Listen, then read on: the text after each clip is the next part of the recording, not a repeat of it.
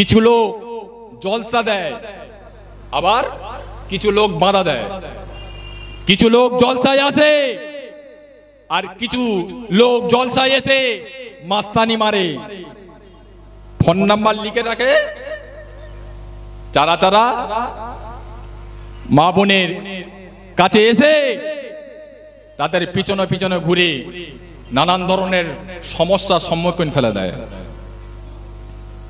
কিছু লোক জলসায় আসে, তারা নেক উদ্দেশ্য আসে। এদের চরিত্রটা আবু জাহালের চরিত্রের মতো। কালকে সকালে যেন আবার উল্টো ব্যাখ্যা করবেন না। আবু জাহাল কেন বললাম এদের? আমার নবী পাকের একজন চাচা ছিল আবু তালেব। আবু তালেবের ইন্তেকালের সময় আমার নবী পাক আবু তালেবের কাছে গেলেন, দেখলেন জাকান্দারির কষ্ট হচ্ছে, ঘড়ঘড় করছে। আমার নবীকে অত্যন্ত ভালোবেসেছিল, অত্যন্ত মহব্বত করেছিল। তাই আমার নবী থাকতে না পেরে আমার নবী পাক চাচা জানের কাছে গিয়ে বললেন, চাচা জান, আপনি যদি একটিবার ইমানের কলেমা পড়ে মুসলমান হয়ে যান, কিয়ামতের ময়দানে আপনার জন্য জামিনদার হয়ে যাব। জোরে বলুন না সুবহানাল্লাহ।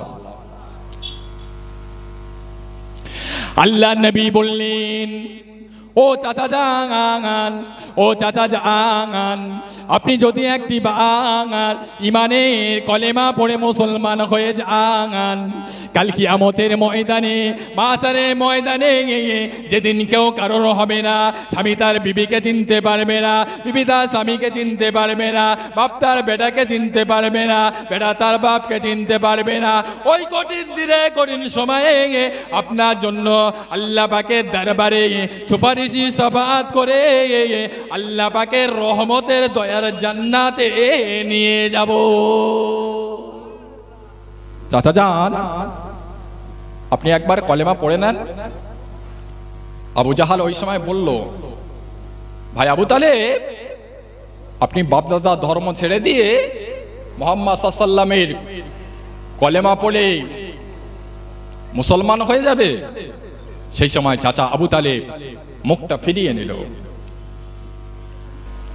আল্লাহ নবী অপর কানে বলেছিলেন, ও চাচা জান, ও চাচা জান, আপনি একবার কলেমা পড়ে নেন, মুসলমান হয়ে যান। আপনি যদি একটি বার ইমানের কলেমা পড়ে মুসলমান হয়ে যান, কাল কিয়ামতের ময়দানে, মাসারের ময়দানে, যেদিন স্বামী তার বিবিকে চিনতে পারবে না, বিবি তার স্বামীকে চিনতে পারবে না, ওই দিনে, ওই সময়ে আমি রাসূলুল্লাহ আপনার জন্য আল্লাহ পাকের দরবারে সুপারিশি সাফাত করে আল্লাহ পাকের রহমতের দয়ার জান্নাতে নিয়ে যাব।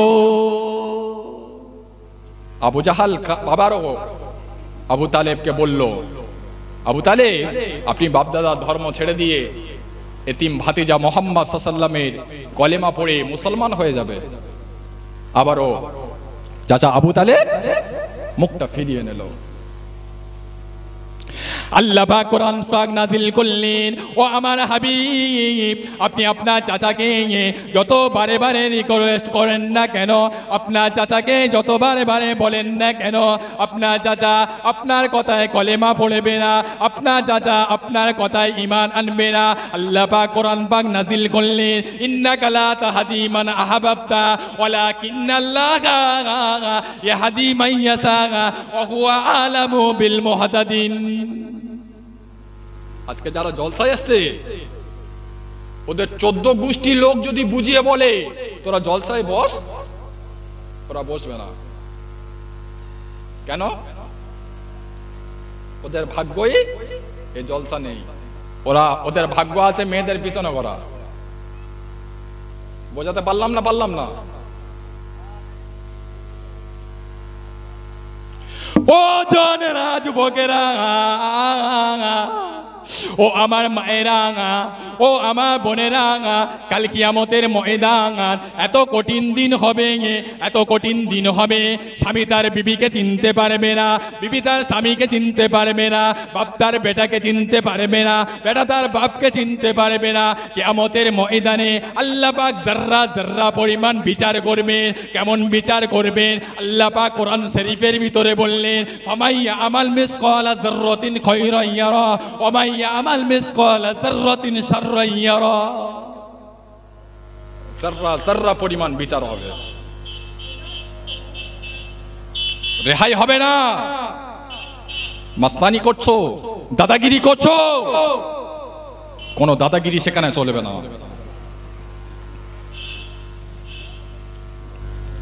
ও জনেরা, যুবকেরা, ও আমার মায়েরা বোনেরা, কাল কিয়ামতের ময়দানে শুধু জিন এবং ইনসানের বিচার হবে না, হবে না। কাল কিয়ামতের ময়দানে গরু ছাগলদেরকে আল্লাহ পাক বিচার করবেন। আমরা মানুষ রেহাই পাবো? কাল কিয়ামতের ময়দানে, মাশারের ময়দানে, পৃথিবীর জমিনে একটা বড় গরু ছোট গরুকে গুঁতিয়েছিল।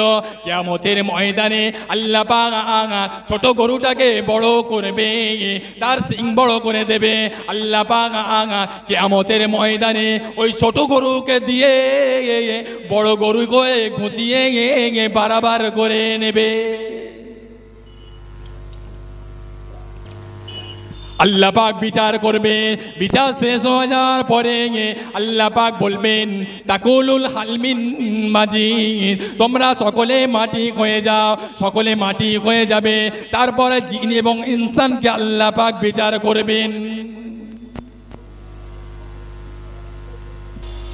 কাল কিয়ামতের ময়দানে, মাশারের ময়দানে শুধু মানুষেরা নাফসি নাফসি করবে না, আল্লাহ পাকের নবী আলাইহিমুস সালাম করে না, আল্লাহ পাকের দরবারে নাফসি নাফসি করবেন।